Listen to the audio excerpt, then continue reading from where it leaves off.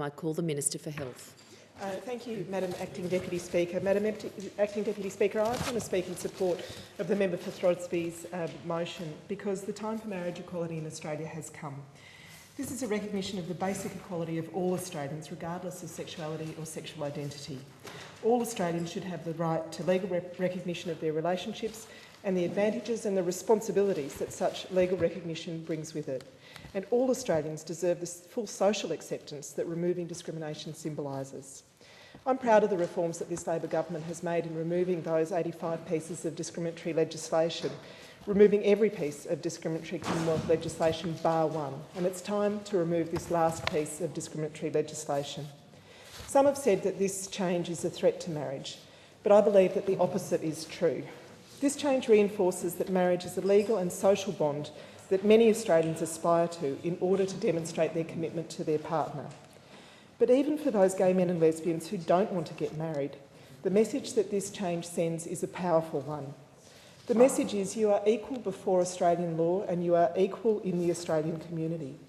No young man or young woman should feel that their same-sex attraction marks them out as a second-class citizen. It's also about time that someone said that marriage is about more than sex.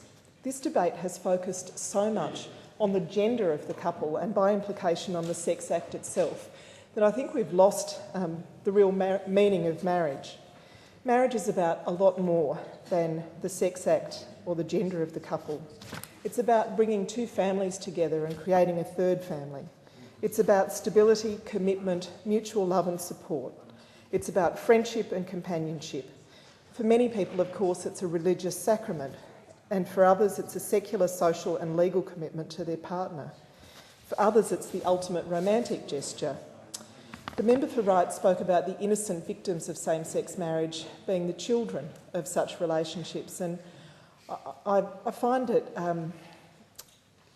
disturbing to have to say that there are so very many children who are actually already the children of same-sex relationships. And when they hear things like that they are victims of their parents' relationship, what do those children think?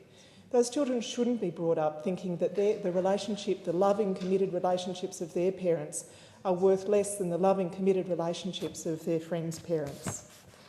If marriage were just about sex and procreation, we wouldn't let people who can't or won't have children marry. But of course, we welcome and we celebrate marriage for all of the reasons that I've described. I understand that many, though not all, church leaders are concerned about this change. This bill makes clear that churches will not be forced to solemnise same-sex relationships.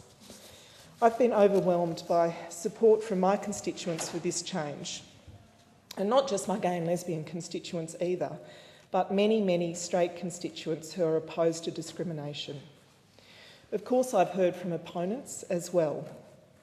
But when I ask myself, should I be on the side of change or should I be on the side of continued discrimination, there is only one answer that I can reasonably give. I have to be on the side of change and equality. And I hope that in years to come, when all Australians are able to formally recognise their love without discrimination, we will look back on this debate with the same wonder that we now feel that there was ever a time when couples of mixed race were prevented from marrying, or when couples of mixed religions were discouraged by their families from marrying. And as I've said before, it's not good enough to say to one group in our community that you're almost equal. You should be content with that. We don't say to women, you're almost equal. You should give up the fight for equal pay. We don't say to people living with a disability, you're almost equal. You should stop campaigning for greater access and support. And we should never say to gay and lesbian Australians, you're almost equal and that's good enough. Almost equal is not good enough.